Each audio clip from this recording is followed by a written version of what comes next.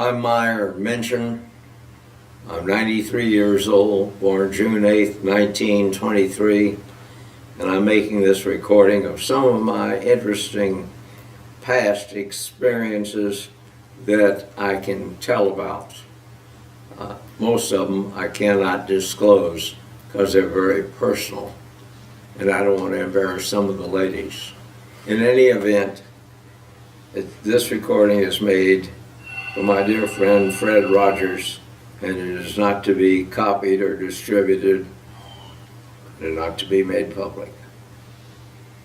In 1941, I was at the University of Texas and enjoying myself and the good life that it brought when the Japs decided they didn't like us anymore and started World War II on December 7th, 1941.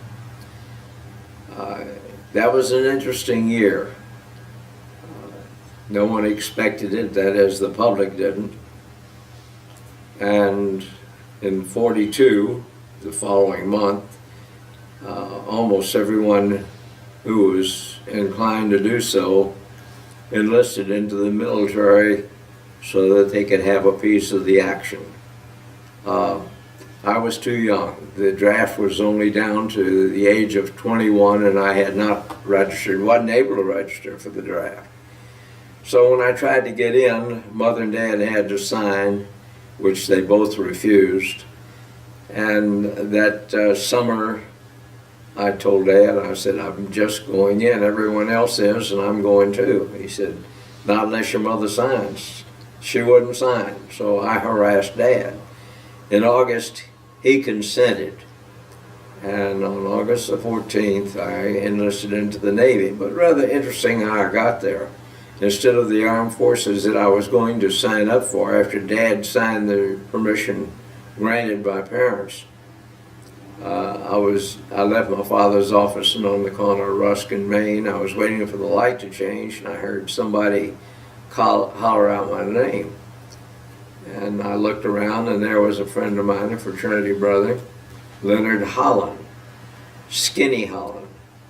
Skinny was dressed up in his Navy whites as a cadet at Corpus Christi and going through flight training. So I went over and stood there while he watched the girls, and I watched him in awe because he was so new in the military, and so was I going to be, but I was on my way to get into the Army. So when he asked me what I was going to do, I told him, and he said, don't be silly, go get into the Navy. I said, well, I get a uniform like that? He said, if you pass everything, you will. So he said, go over to the post office, and they'll take you into the Navy if you pass the physical and do everything.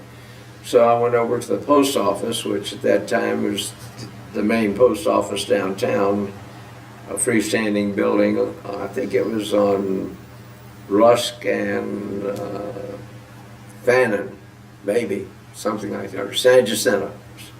But in any event, it was interesting. I went in to pass the written exam, and they took me up to the next floor for the doctors to examine me, and that was really something to see because most of the people that were there were young like me, trying to get into the Navy and Naval Air in particular, and they weren't passing the physicals. Most of them didn't know because no one had gone to doctors before unless they needed to, so they had no idea what their physical well-being was, and they were falling out of chances to get into the Navy simply because they couldn't see the wall, much less the letters that were on it they were supposed to read. Or they couldn't hear thunder. It was terrible. And these are all young people without any knowledge of their physical well-being. But I did pass that. And then from there they sent me to an examining board in Dallas that put me through quite an extensive all-day-long physical. And I passed that. So they sent me home, said I was in the Navy after they swore me in. And a few weeks later, I got orders to report to San Antonio, where there was a civilian pilot training class going on, and they had signed me up into that So I was signed up and I was moving, and within a week or 10 days they had me soloing in a Piper Cub and flying, and then they took me out, taught me how to spin the airplane and do other things. And after a very exciting month of that, including one engine failure at 3,000 feet in a spin and getting down safely by myself, I had enough of that. So they sent me home as having completed the course, and in December I received orders to report the 1st of January to the University of Georgia for academic and physical training. And that was a 3-month experience and very trying. If you were ever going to fail physically and academically, that was the place you were going to do it. I went through that all right. So at the end of those 3 months, on the 1st of April, I reported to the Naval Air Station in Memphis, Tennessee, for flight training and more academics. And I went through that in 3 months, including they taught me how to swim, because I went into the Navy as a non-swimmer. I guess they wanted me bad enough and were desperate enough that they gave me a former Olympic swimmer to be my instructor. There were 2 of us in that category, and in the 3 months we were there, we became expert swimmers and reported 3 months from the time we got to Memphis. We reported to NAS Pensacola for more flight training and academics. And I went through that and graduated on August 14th, 1942, got my wings. There were 129 in my class, and I didn't find out till 20 years later that my class standing was number 3 out of 129. I've never gotten over that shock. I thought, my God, I should be number 3 from the bottom. I turned out to be the other way around. But anyway, it was an interesting tour. And from there, I went to Jacksonville, Florida in December of 42. I went to Pensacola, including the advanced training in PBYs, a flying seaboat, really, just a big airboat. And it worked fine. It's a great airplane.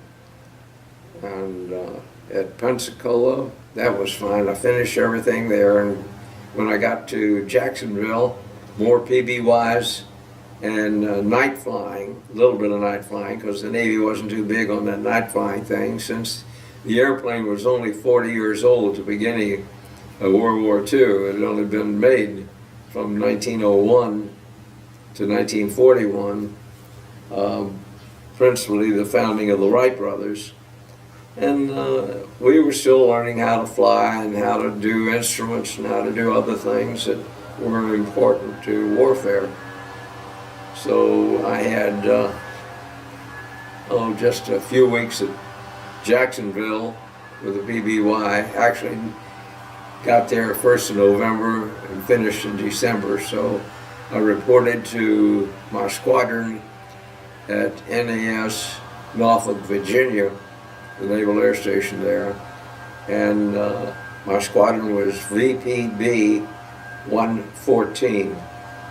VPB stands for Aviation Patrol Bomber. That's what we thought we were. We ended up, VPB 114, as being a secret squadron we didn't know that we were in, and had a secret mission, which we didn't know about. But we were out there doing it because those were our orders.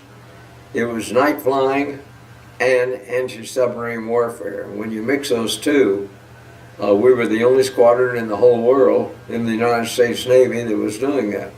We had a 50 million candle power searchlight slung under the right wing, which was controlled by our bow, our forward gunner, and a turret he had.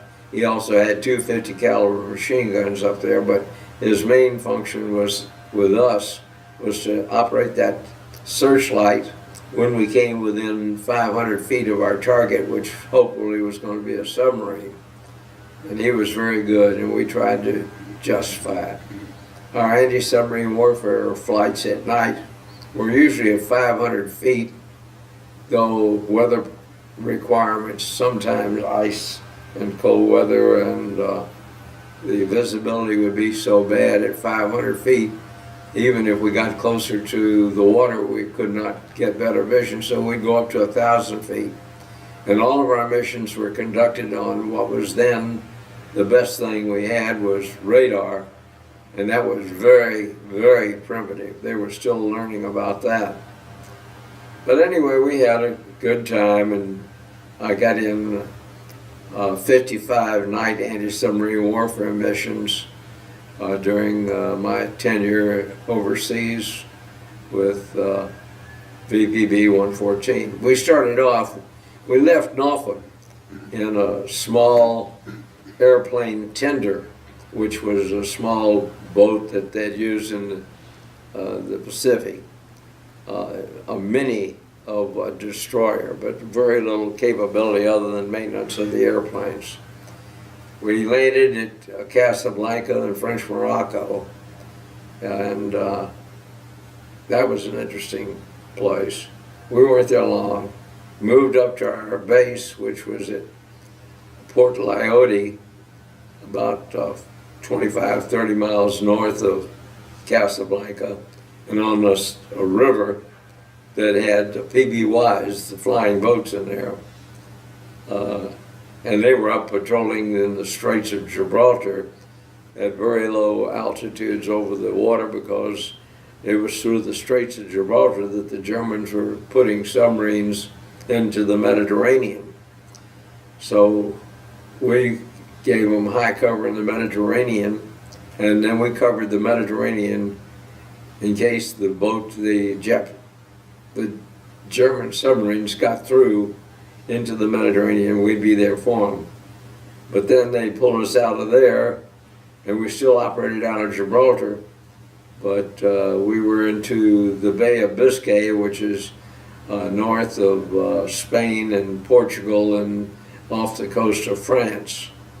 And we did that. And then we were back at a rest camp in Agadir, French Morocco, because we'd flown so many hours as a crew. In the month preceding, the flight surgeon said, "You're grounded till after you go through rest camp." So we went down and we went boar hunting, and they gave us guided tours. We had a wonderful affair granted by the city of Agadir in their brand new hotel, which was later destroyed in a hurricane, not in a hurricane, but in an earthquake. And it tore the thing completely apart. But we had a good time there. And then on June 8th, since the invasion had started on June 6th, we got orders on June 8th to come back to our base station in Port Lyote, because we were being moved up to England to support the invasion. So we left the good life down at the rest camp after only 3 days instead of 5 that we were supposed to get. Went up, packed our gear, and took off on the 8th to go to England. And when we got to England, we were based at a place called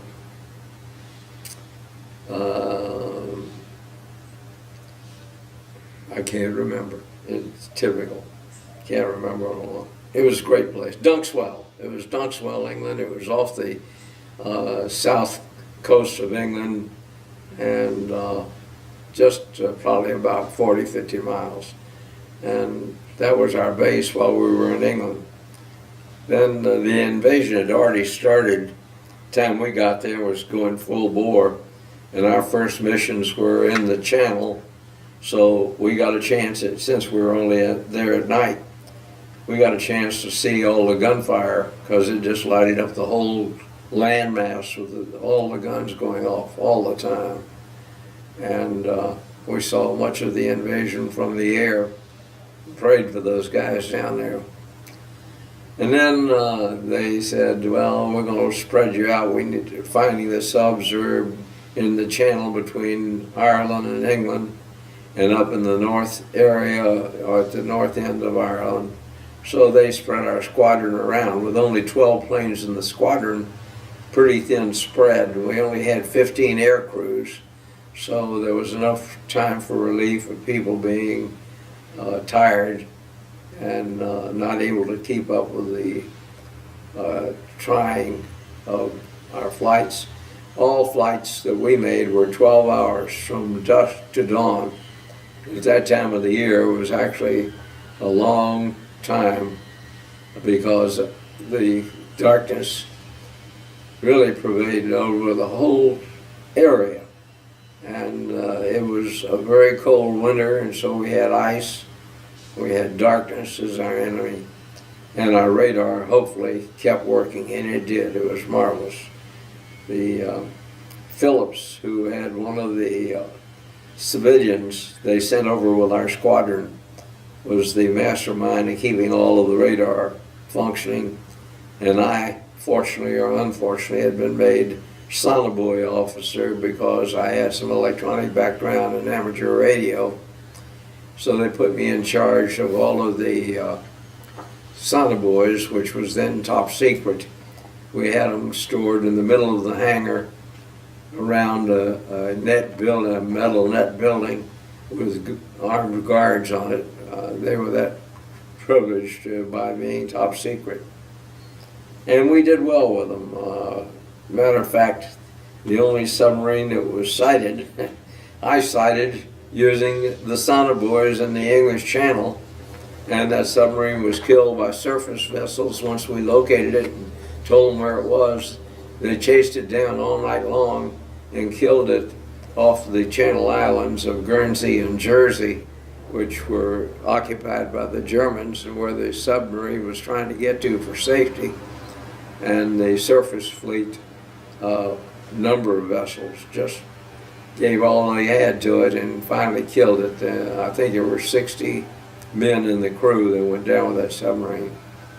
But in any event, that was our only real good thing that we did in all of our warfare. But the main purpose of our night anti-submarine was to keep the subs down at night so they couldn't surface, run their diesels, which would charge the batteries, and then they could stay down with battery power. So that became a major problem. And as we kept them down at night and they couldn't recharge their batteries, the idea was they would have to come up in daylight, which they did, and that's when the daylight squadrons got a clear shot at them and killed a lot of submarines. We weren't there to kill them, we were there to keep them down, which was disappointing in a way, but at least that one submarine that I sighted was killed. But that was little compared to the number of the daylight squadrons got because we kept the subs down all night. They knew if they came up, we'd be there for them, and we'd probably get them. But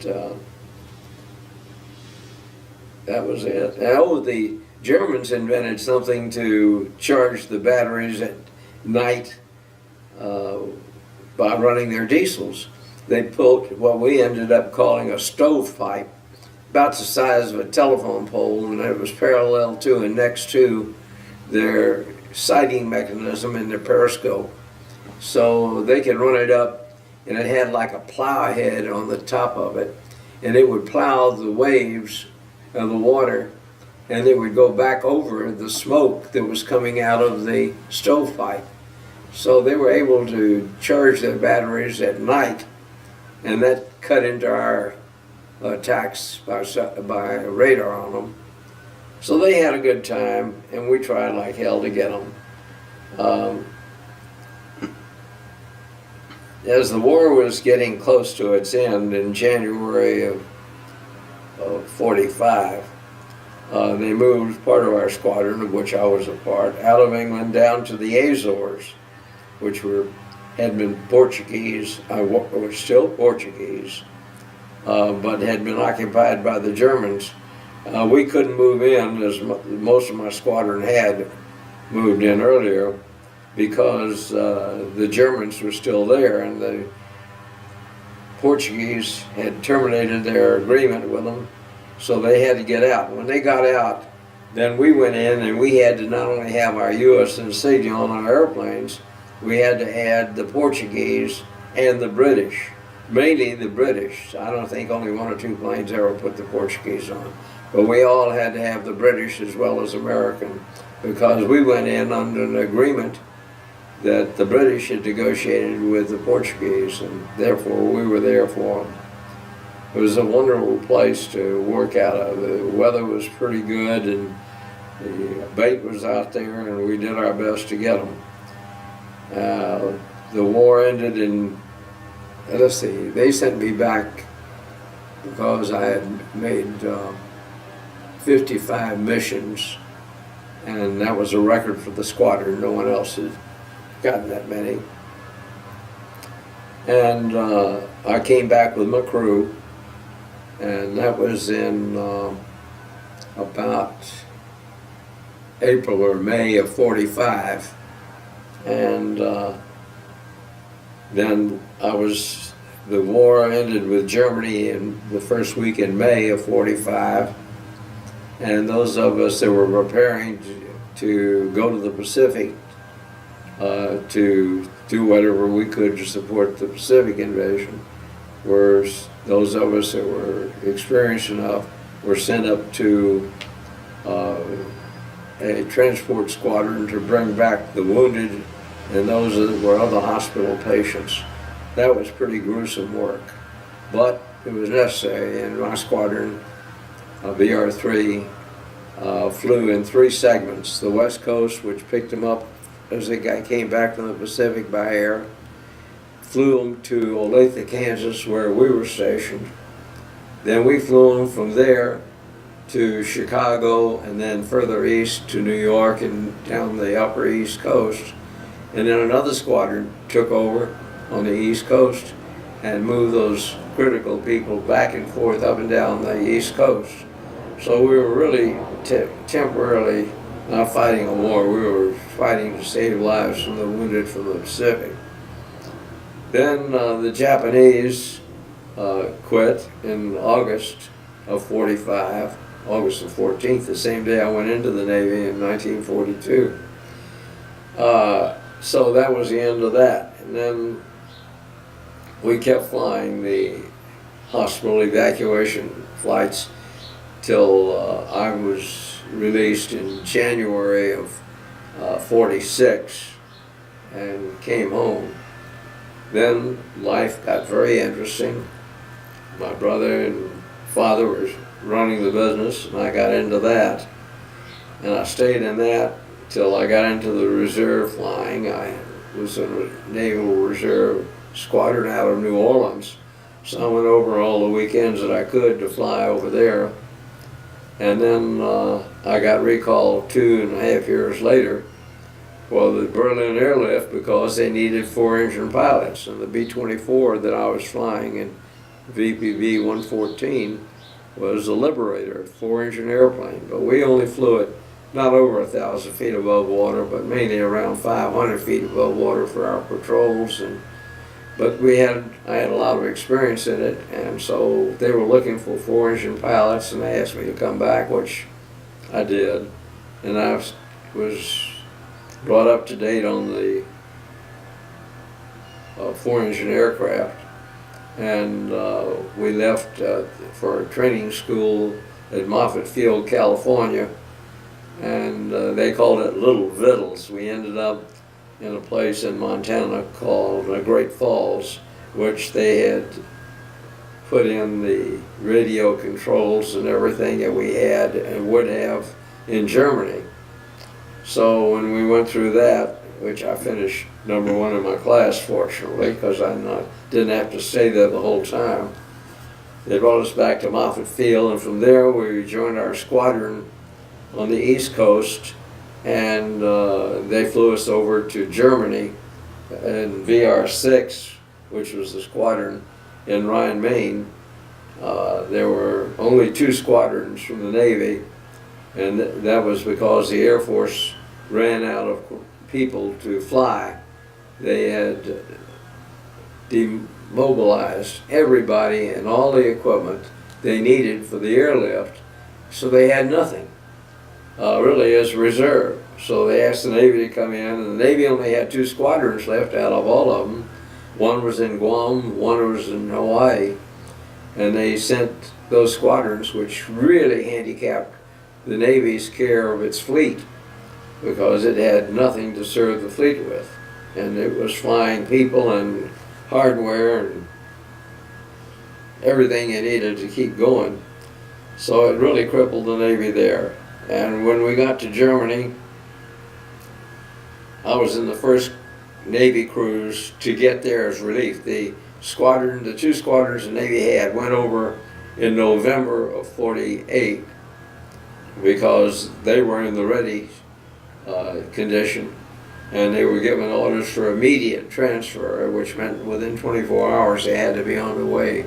So they left their families and everything over in the Pacific with a promise from the Navy that they would take care of them and all their household belongings, which the Navy tried to do, but they put them out on a pier to be picked up by the Navy and taken to the U.S. while the families were being air transported back.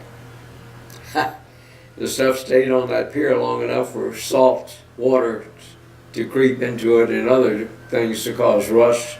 The Navy ended up paying for everything. They couldn't use it. But when we got to Germany, the first night there was about midnight when we got there in Rhine, Main, outside of Frankfurt. That was going to be our headquarters. They briefed us very briefly and said, come back in the morning, be here at 6 o'clock, told us where we'd be picked up, where we were going to spend the night and all that, and put us right to work. However, when we got there, the duty officer handed each of us a putty knife, and he said, keep this in your flight jacket. Well, we figured they're pulling our leg, so each of us did what they told us. They gave us the flight jacket, the putty knife. We stuck it in, behaved like we knew what we were doing. We didn't. And then they sent us by bus. I think there were 20 of us in the first load that went over. 10 went to each of the 2 squadrons, and I was the one that went to BR6. The other went to BR8, which were on opposite sides of the field, but were across from each other. And we shared the same supply depot, a Navy supply depot, which the Air Force did not have anything like we had. And they were always running out of parts and couldn't fly the airplanes. And we were constantly supplying them what their emergency needs were, based on the fact when and if they ever got replacements, they'd repay us. They did. But those putty knives, we wondered what they were for. Well, we found out on our first flights into Tempelhof. We flew as co-pilot till we got checked out and were capable of taking over.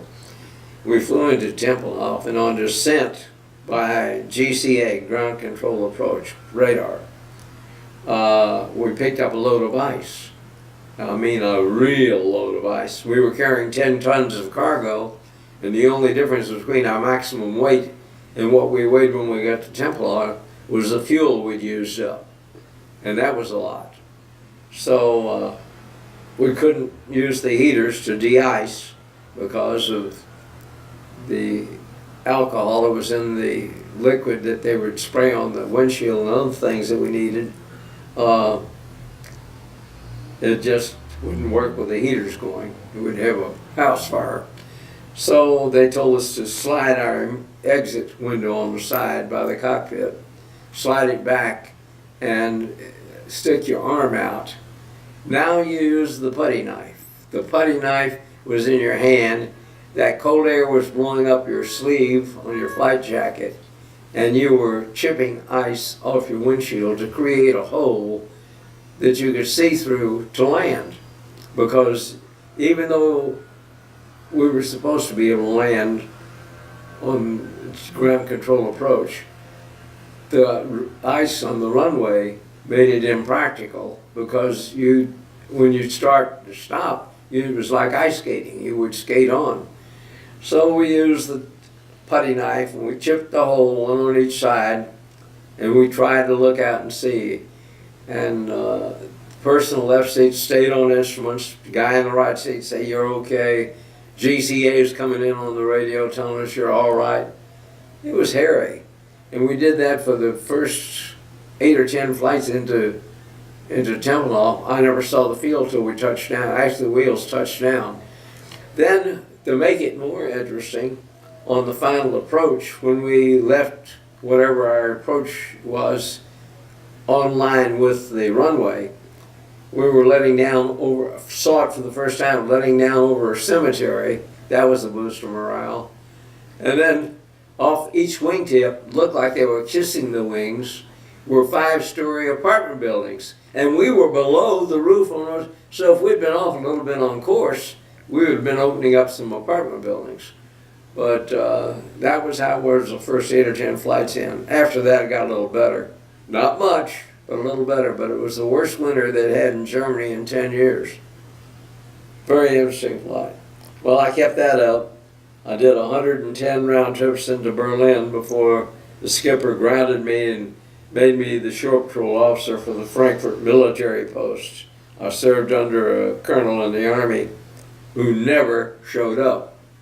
I only saw him once the whole time I was there, and that was ridiculous.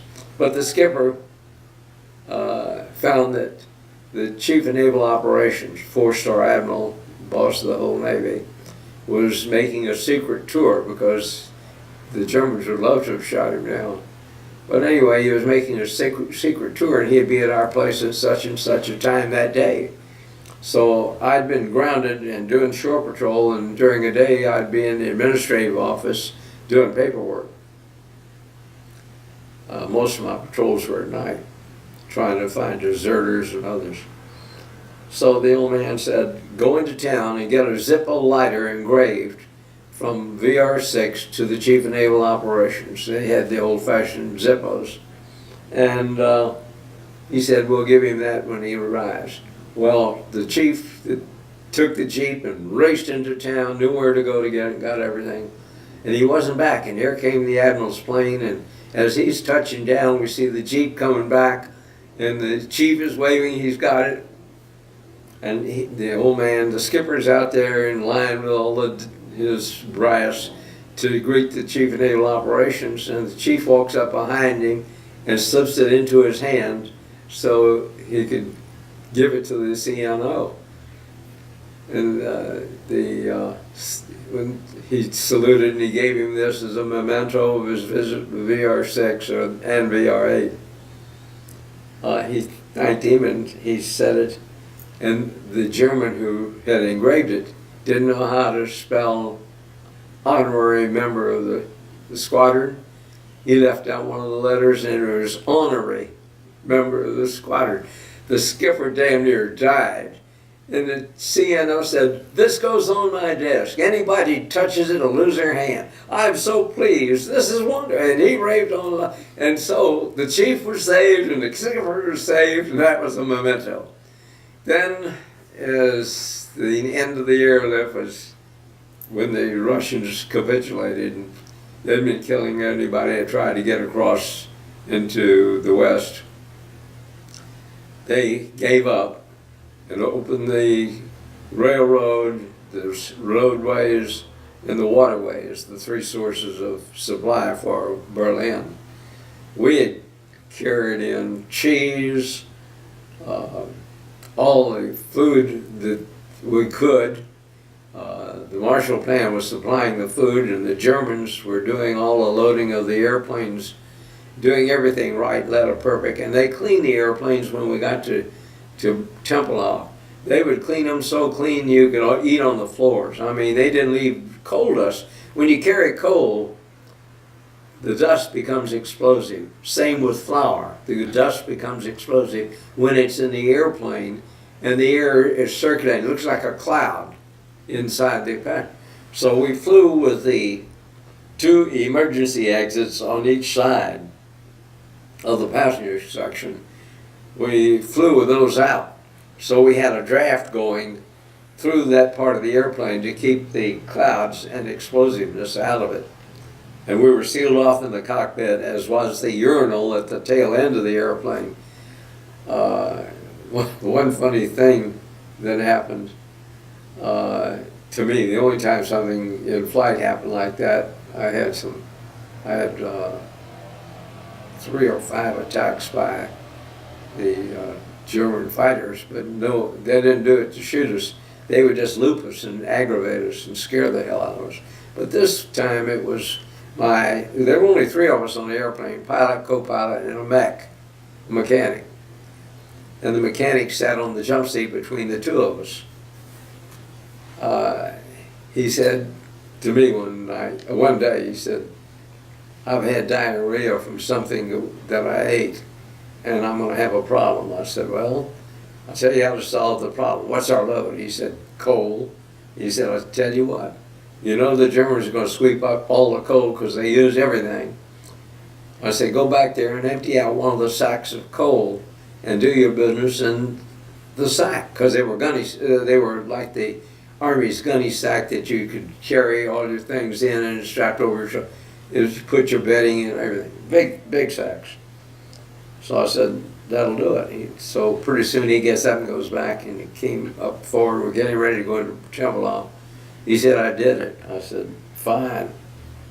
So I said, "When we get down, be sure that we let the crews cleaning up know what's in that sack, or they'll take it for coal." He said, "No, I've already taken care of that." I said, "How did you take care of it?" He said, "When we were on final approach and over the Russian section, I threw it out the escape hatch.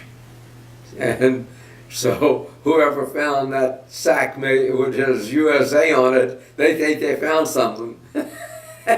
I said, "Good for you." I told that story when we got back. The old man damn near fell out of his chair laughing. But then when we got hit by the fighters, there was a fighter field between Fulda and Tempelhof. Fulda was where we entered the Russian sector, and we stayed in a straight arrow right to Tempelhof. The corridor was 20 miles wide, so we tried to stay in the center, 10 from each side. But you couldn't guarantee where you were because you didn't have any radio age navigation. You had no fixes or anything you could tee in on. You took your chances, and if you got out, you knew they were going to shoot you down. But in the middle, between Tempelhof and Fulda, was a German fighter field, right in the dead center. And they would come up and harass us by circling the airplane, looping us, and seeing how close they could come. And believe me, they came close. The first time, I hollered, "Mayday, Mayday, Mayday. Tempelhof control, we have a German fighter that's circling us. Dangerously close." He said, "Continue." That's all he said. So we didn't bother them anymore. We didn't say anything. We prayed. Sure enough, they didn't. There were about 3 of them that were doing that. One would go by and then another would go by. They were having a big time. But then we had that happen again on a later flight. Same routine. And once again, I hollered Mayday. The only time I've ever had to holler Mayday in my life. But that was fun. Then later on, as we were flying after the airlift, and I was released in 1950, January 50, I think it was. The airlift actually ended in September of '49. We stopped all aviation in there. But what we did, we created a reserve of all the necessities. So in case the Russians were waiting to see what we did, if we went out, they could come in. But we prepared for that. Then when I was flying again, I got recalled in, must have been about 52 and 53. And I was flying the DC-4, 4-engine transport, the largest thing that Navy had at the time. And I was coming out of the Azores. No, let me back up. I was coming out of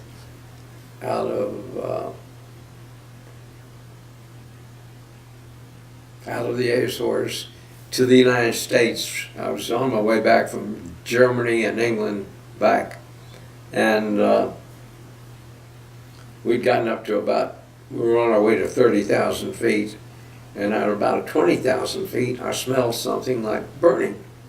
So I alerted the crew, checked for fire in the cabin. I didn't know whether it was in the back end or where it was, but I smelled it, and they said, "We don't smell anything." I said, "Look, as big as my nose is, if it's there, I smell it. I smell it, it's there. So go find it." Well, they searched 10, 15 minutes. I said, "We can't afford a fire." I immediately called into Azores and told air control, that what we were doing, we'd leveled off at, I think it was 20 or 22,000. In case we had to go down, I didn't want to be too high. And so I turned the control over to my co-pilot, and he had the con, he was running everything, and I got up out of the seat. And as soon as I got out of the seat, I said, "I smell that so damn strong. You mean you don't smell it?" "I don't smell it." So I started looking behind my pilot's seat, and we had the radio rack there. We had about 8 or 10 transmitters for different parts of the world where we might have to go. And they had little dynamotors that supplied the current.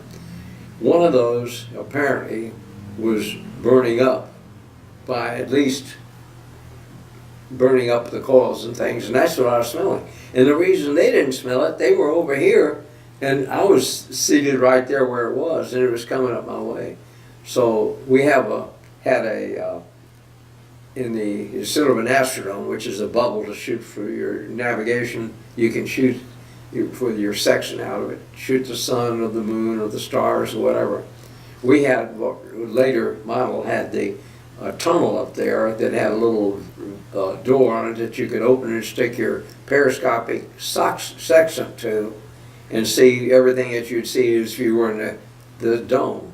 We didn't have the domes in this later one. So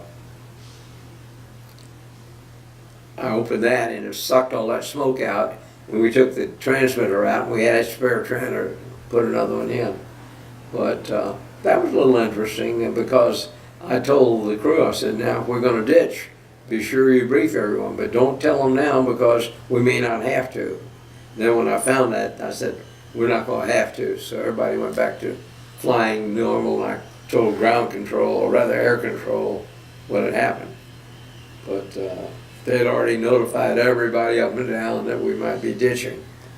And that was a possibility, because if it was in the hole, a fire in the hole, even though we had extinguishers down there, I didn't think we would do very much.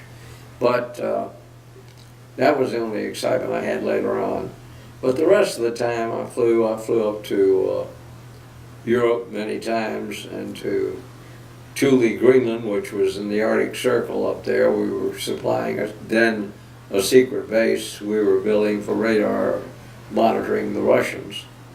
And we went up there, and when we fly back, we did all that in daytime, because you can't navigate up there except by the sun. You have to be able to get everything off the sun to find out what you are, what you're doing, where you're going, what your headings are, because your magnetic compass is just spinning like that, and the gyro compasses progress, so you're never sure where you are.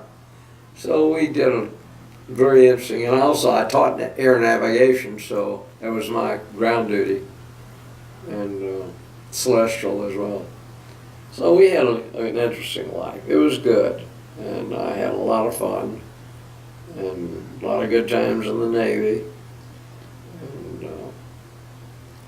And my last years, after I got too senior to do anything, I got recalled again for Korea, got out of that, got recalled later on Vietnam, but by then I was so senior, they didn't want me flying, so they sent me to the Pentagon, and I was on the staff of the Secretary of Defense, and that provided me some wonderful duty. When the last time I was there under the Secretary of Defense, I was in charge of a nationwide, not only nationwide, U.S.-wide, because we went out to Puerto Rico and to the Guam and other places that were under our domain. And he evaluated every base, every military base.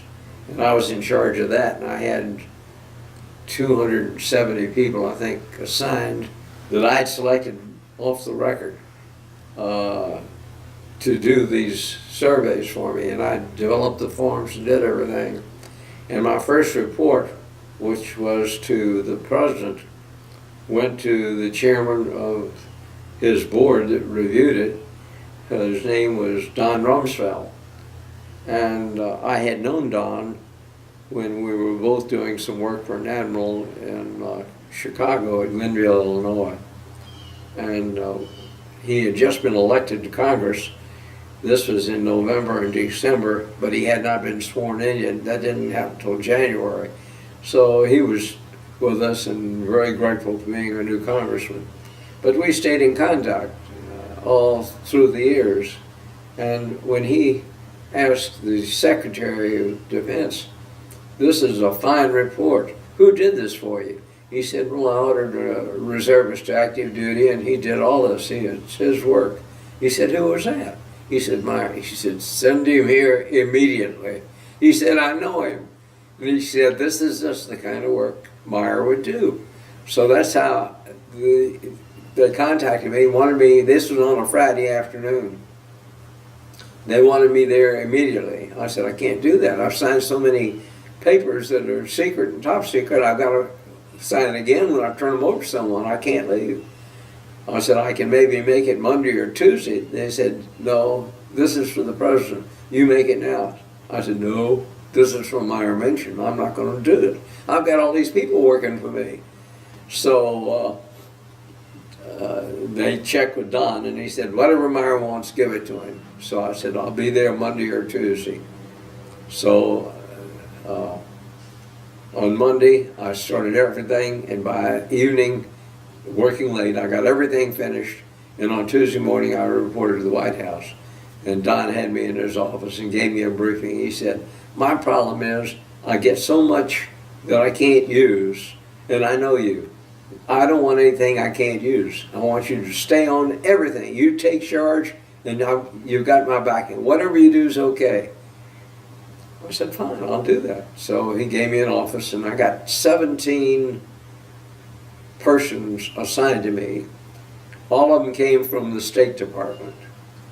Now, how the president only has on his payroll 3,000. That's his authorized payroll. But he has 10,000 working for him in the executive office. They're all the department heads and everybody else throughout all the agencies. There are 20 some odd agencies. So those, he tasked each of those departments, like the State Department and Defense Department and the Bureau of Land Management and Interior Department. All of them have to send him so many people staying on their payroll but working in the executive office.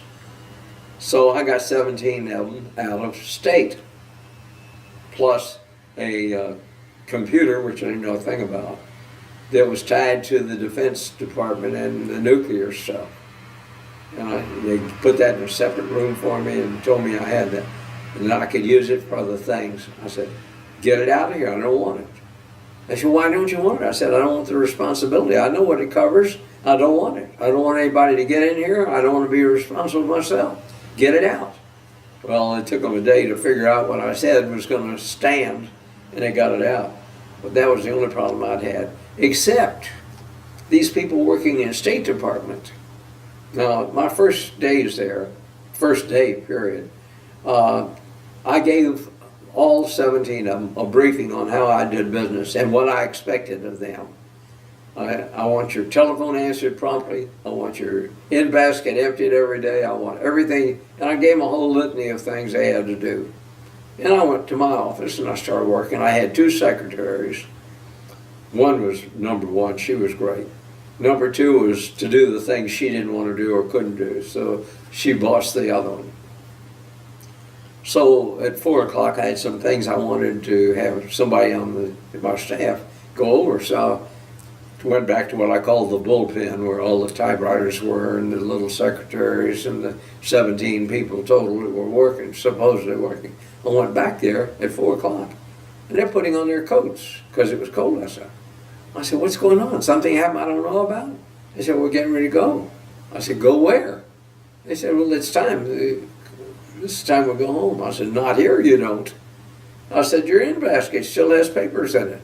Nobody leaves till the end basket is empty. I think I made that explanation this morning, didn't I? Did I say something you didn't understand? I said, well, one guy said, well, my wife has guests coming for dinner and she's expecting me at home. I said, well, there's a telephone on your desk. Call her and tell her you're not going to make it. Another said, my God, I've got to pick up the kids. I said, what's your alternate arrangement? Because you're not going to pick them up. Nobody's leaving this building until their work is done. If you get your work done, you're free to leave. But if you don't get your work done, I'll see you here in the morning. I'll see you all night. You're not leaving. Nobody leaves until their work is done, period. Oh my God, I thought there was going to be a revolution. They did not coincide with what I had told them. They did not understand when I said something, I meant it. But they did after that. They did after that. So when they had a going away party for me, and they went and everybody said a little something, and it came my turn. I said, now I just have one question. I know you're doing this to honor me, but is it also done mainly in thankfulness that I'm leaving? And they clapped, all of them clapped and applauded. So anyway, it made an interesting life. And of course, I hated to leave the president, but I just had to get back home. It was too much to put up with that crap, and it was tiring. I was working 7 in the morning till 7 in the evening regularly, and then in between, the president wanted us at my level to go when he was invited by various embassies for something, not a formal dinner, but some of their entertainment and some of the things that they wanted you to meet other people from their country or something. And they'd have this, not an open house, but they'd invite the president. And he couldn't make it. So we'd go in place of him and be honored for the president. And the Greeks knew me real well. They knew that I loved their pastries. And when I'd come in the door, the waiter would see me, he'd go get the tray of pastries and come right over to me, straight through the crowd, and offer me the whole damn tray. But they were really nice. All the embassies were nice to us, and I put on a lot of weight. As a matter of fact, I came home weighing 50 pounds more than I started, so I went on that diet I told you about. So that's much of the story as I can remember. How long did I take? Too long? Never too long. Well, 53 minutes. 53? Yes, sir. Well, Now, I've got about 425 questions. ask any two you like. Besides stalling out during training and the icy descents into Berlin, what was the most harrowing event that ever happened throughout the course of your career? I just didn't get scared enough to even make note of it. It was all threatening. You know, when you strap that much explosive on your back and you know something can go wrong, you're going to be like John Kennedy. Wasn't it John Kennedy that got blown up? He was in my squadron. Not in my squadron, in my air wing. We were in the same officers club, same quarters and everything. But he had finished his missions. He had 50 missions, I think. And they said instead of sending him home, they wanted him to fly this top secret thing, which was a drone, which he would take it off. He and a co-pilot would take it off. And 2 mother airplanes, twin-engine airplanes, would fly off the wing and behind in case it blew up. And they'd follow him on up to an altitude, and he'd bail out over England and recovering on the ground. and the drones were the mother airplane would take them over. And what they were trying to do, the Germans had built on the Bay of Biscay a large tunnel and off the ocean so that their subs could pull in for servicing. However, they had over 20 feet of reinforced concrete as a ceiling over it. So they were trying to fly into it, and that's what they were going to do, is fly those explosive airplanes. They stripped the B-24 of everything it wasn't needed to make it fly. They put in a limited amount of fuel in it, mainly to get it there with a maximum bomb load. The British, we were using the Torpex, which was a British explosive, and much better than anything we had. And they would load everything that they could into that airplane with Torpex. Just where the tanks used to be, where the wingtips, everything had Torpex in it. Well, when he had the airplane safely on radio control, and they would do maneuvers to be sure it was going to work, he would bail out. If not, he did other things. I don't know what. It was top secret, so they never told us. But anyway, this flight that he got blown up on, something went wrong electronically, some spark, something, and it set off the Torpex, and they didn't even find a fingernail. But what they were doing were mother airplane taking it down to the Bay of Biscay, far enough out that the Germans couldn't do anything, and then they would hit it into the opening. And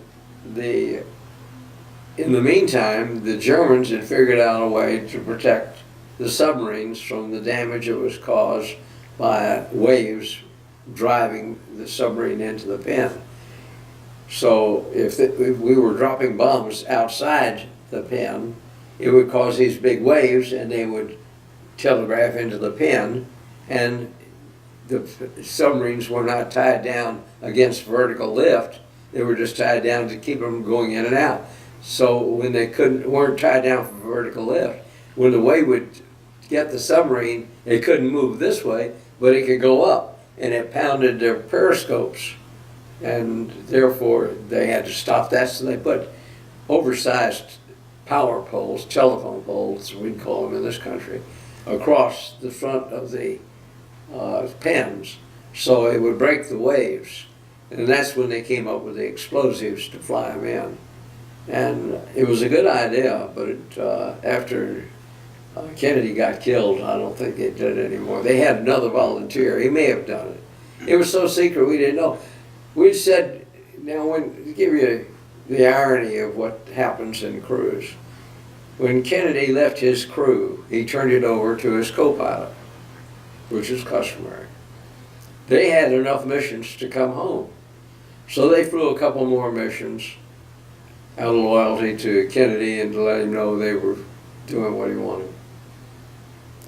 Then they were released from the squadron to send them back to the States. Well, that was a nice thing, and it really was. From the standpoint, it was filled with good thoughts. The night that crew, his name was Spaulding, was his co-pilot. I haven't remembered that in years. Spaulding and his crew were in the briefing room, and they were in the first 2 rows, and my crew and I were in the second 2 rows. There were 4 rows there. And then there was a single row that people would come in and wanted to observe. All this was secret. Anyway, when Spaulding got through, since I knew him, went up, shook his hand, and wished him well, and helped my crew, thanked his crew and congratulated him and wished him well. So we went on our mission. The next morning when we came back and were debriefing at daylight, the intelligence officer said he had bad news for us. We said, what was it? We didn't know what the bad news was. He said Spaulding flew into a mountain in Morocco. It was nighttime, and he went below the mountain peak, and he skidded into it, and it spread the plane and the crew all over the mountain. He said by the time the rescue people got there, the Arabs had come in and taken everything off the bodies, the identifying chain with their dog tags, all the money, all their ornaments, everything, their shoes, their belts, their clothing, everything. The bodies were stripped. We don't know how to identify them yet, but we're going to try to find a way from other markings. And the Arabs sure lost some friends down there. But that's what happened to Spaulding's crew. Kennedy got killed in the explosion, and Spaulding and the rest of the crew got killed on top of that mountain. You're talking about Joe Kennedy Jr.? Yeah. He was quite a character, wonderful guy. We used to, in the officers club, we had this big area where if we were dancing or something, you could have parties in it, big. And all of the furniture was leather, real leather. And each of them had the separate leather cushions. So I think Joe was the one that invented this game. We piled cushions out in the middle of the floor to make a base. And then we started somebody to stay in the center, and we'd throw them a cushion, they'd put it down. And they built a pyramid of cushions. And that same guy was up at the top when he got up here, and we had cushions left. The idea was to throw them to knock him off. That's kind of stupid stuff we did. And Joe was in on that. He was good about that. Then our only chaplain was Catholic again, and I always went to Mass, and he thought I was Catholic because I sat in the front row, and whatever money was collected, which was nominal, he'd have me and somebody else count it and make the report out and give it to him. So he drank a lot. His brother was not a father, but he was one of, I think, 5 boys in his family went into the Navy. And the other one was a captain in the South Atlantic who captured the U-505 that's now in Chicago. That he had made plans on how he was going to do it, and he executed those plans, and he captured it. And he kept it from being exploded by getting his crew aboard and doing everything. And when they were stripping it, after they got it back, towed it into American port, they found one unexploded bomb still left in it. But that was the story. Anyway, Father Gallery drank a lot, and I used to take him home. But he also had a banjo, and he strummed that banjo, and he couldn't carry a tune in a basket. He drove everybody crazy with his basket. He'd drink enough to get loose, and he'd get on that banjo, and there was no sense in trying to make a tune out of it. So somebody hid his banjo from him in one of the closets, and he missed it. And he wrote a note and put it on the bar door. He said, "Will the blank, blank, blank, who took my instrument," or he may have said my banjo, "put it back, or he's going to blank, blank, blank." That was Father Gallery. I kept up with him, and last time I saw him, he was in Chicago at a reunion we went to. And later, when he was retired, had an apartment of his own, one morning, no one could contact him by telephone, and he knew his routine with the other elderly fathers. He was in his own quarters. So after 3 days of that, they got a police officer, and the police officer got a permit from whoever, and they went in. And he had been sitting in the bathtub for 3 days, still alive, and they saved him, and he lived for several years after that. But he couldn't get out, he was so weak. That worries me too. You know. So, been an interesting life. I've had a good time. Ready to go. Last question. Yeah. Did you ever have I specifically designed this question for you. Did you have any superstitions or lucky charms that you ever took up throughout any of your tours? No, never. No touching your elbow or anything? No, nothing. Never had. I saw a lot of that, and I remembered that when I was in school, superstition was diagnosed as enslavement of the mind. So that kept coming to me. And we had a lot of people that did a lot of things to perpetuate their, maybe they came off of a farm and, you know, they had certain superstitions, or they were a teacher, whatever, and they had superstitions. But whatever it was, we respected them, didn't criticize them, but I didn't have any. I just believed. My father was superstitious. He'd back up and turn the car around and go away with a black catwalk across the front of him. But we respected it. That was Dad's superstition. Enslavement of the mind. Something you believe in, but without any foundation. Is there anything else you'd like to add? No, there's so much more I'd like to remember and be able to tell, but I enjoy telling, and I remember more than I thought I would. Let me see if there's something in my notes that I would like to put in there. Yeah.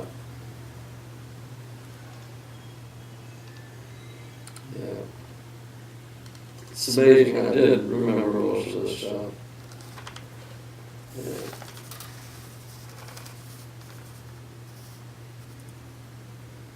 Yeah. Interesting thing, when I went into the Berlin airlift, we were quartered in former SS troop barracks, the officers' quarters for the SS troops. And we had a galley there. It was like a continuous 24-hour cafeteria.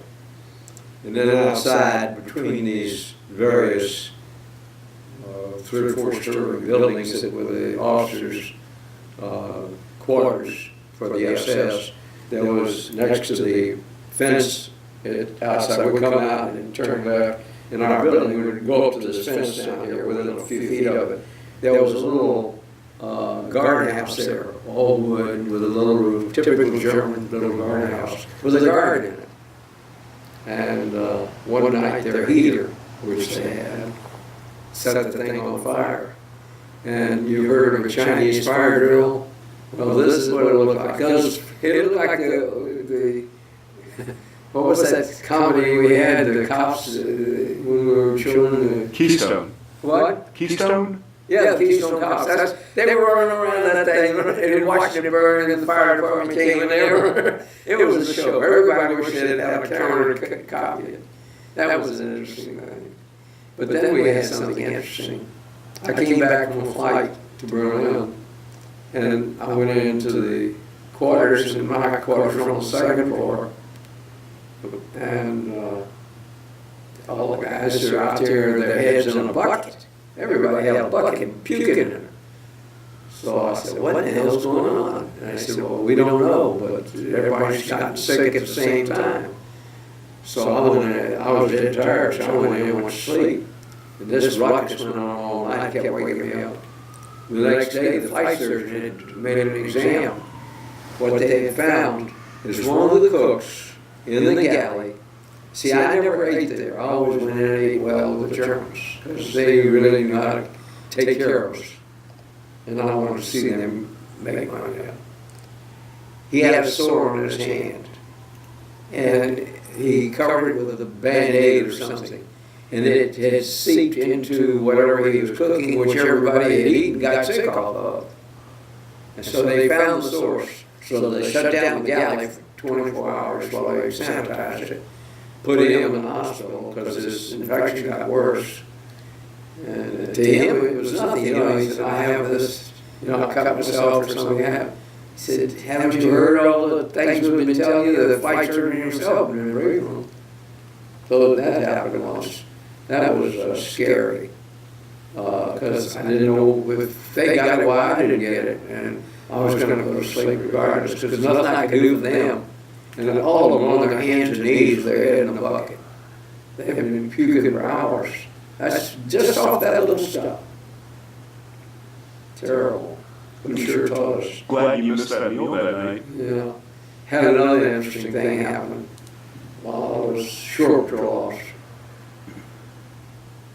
The guys knew me and liked me because I never gave them a hard time. You know, I'd keep them out of trouble as a shore patrol officer did. One night, they had a pet dog. Like all sailors, they have a pet of some kind. and they had to have permission. I gave them permission, and I got permission from the skipper to do it, because he was sleeping in the barracks with them, and they loved him, little dog. And when I came back in, and there was a big ruckus, I said, what happened?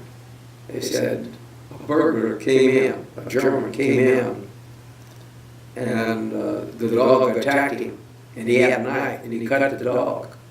He said, we took the dog to the flight surgeon, and we took the rest of it. What's left of him, he's over in the woods there. We're not sure he's going to live.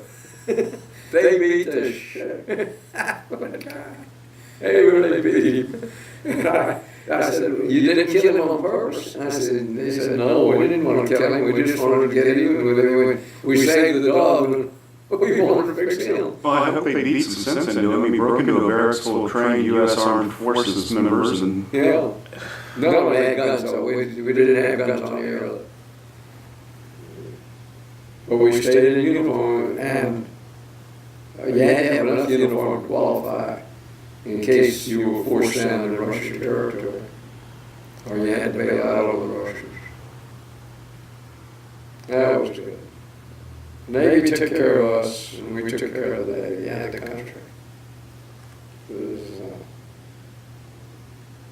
an interesting experience. I've been lucky. I've been in the right squadrons at the right time, on the right thing. Mother-in-law said, why do you keep volunteering? I said, because I like it. She said, well, don't you like what you're doing for a living? I said, yes, I like that too. But I got to do this. Just really loved it. First of all, what kid grows up can still play with model airplanes when they're real? And I made many model airplanes that flew. You know, you'd wind them up, they had a rubber band, and you wind them up. And I loved guns anyway. I did everything I liked in life, and I did well. Thank God. You just don't know what's going to happen. It can suddenly, you know, we faced that when we were flying the lift, that any moment, our country, as far as we were concerned, would be gone if the Russians they could overrun all of Germany. You know, Germany's not as big as people think it is. They could overrun it completely with all their forces in 24 hours. We'd have no place that would be American territory. So we had flight plans for Switzerland, for France, mainly for just whatever we could. We were prepared to leave everything we had on the ground and just say goodbye. Just tried to jot down some things that I wanted to remember. Yeah, when I worked for President Nixon, my boss was Don Rumsfeld. That made it real nice, because the other people that were also at my level knew what I said went. While theirs, they weren't sure of themselves, so therefore they weren't able to say with confidence what they proposed is going to pass. But I knew Don well enough, and we've kept up over all the years. As a matter of fact, his birthday was this past month, and I seen him. His dad was a naval aviator, and the memorial that he put into the Navy's museum, Aviation Museum at Pensacola, in the main entrance, is the memorial to his father. He put in. He's a good guy. He served in Congress 3 or 4 full tours, and then President Nixon brought him in to be counselor to the president, which is a member of the cabinet, but he doesn't have a cabinet position. He has counselor, which is over all of them. And then when he finished there, he sent him over to Brussels to be ambassador to NATO. And I went over and visited him while he was there. What a wonderful guy. Terrible experience to be who he is and go through what he went through. And he came down to see me. I had him as guest of the Naval, what was it? Navy League. We had over 1,000, 1,100 people at the Shamrock Hilton filled the auditorium. I could have doubled the ticket sales, but I didn't have room for the people. We had every place filled. And he came down for that. And while he's here, he parked his airplane with all this worldwide communications on it and his staff were at Ellington with guards around the airplane, and they were running his office out of that airplane. Everything he could do, he could run right there. And if anything broke in any part of the world, he had cars standing by to take him to the airport, or a helicopter, either way, which, you know, if something went, they closed down the roads or whatever might happen, he had a helicopter backup, and he could get back to his airplane. And he had tactical fighters on alert. Where were they from? I think San Antonio. That there was a wing on standby, the pilots in the airplane ready to start and come here for flight cover for him. It was well orchestrated. He was smart. That's what we need, is smart people like that, not who are politicians. He became a politician because he was smart, not a smart person because he was a politician. Yeah, I think I covered more or less all this. Yeah. Well, Again, anytime. well, I hope I did what you wanted. And then some. Oh, good. More than I imagined. More than I hoped. Well, I'm glad I didn't disappoint you. Well, are you hungry? You know it. Right. Yeah, on the left, I think that's the DFC, Distinguished Flying Cross. And it was awarded by the President, not by the Secretary of the Navy. The Secretary of the Navy conveyed it, but it was awarded by the President. It's the highest combat rating that you can get in the Navy for flying.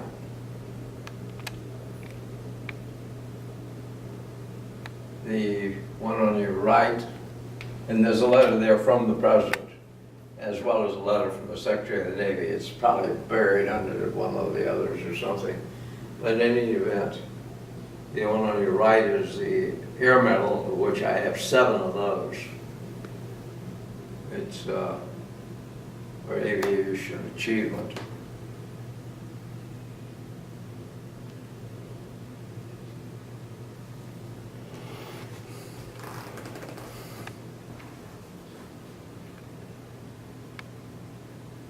That model airplane was given to me by Douglas. Was it Douglas or Boeing? Or one of them gave me that. It's the DC-6. That was the largest of the airplanes with props that they had. I flew those. After the Berlin airlift, that's all I flew. Which was your favorite to fly of all of the ones that you typed Pardon? in? Of all the aircraft that you typed in, what was your favorite to fly? I don't know, they were all so good. They all brought me back alive.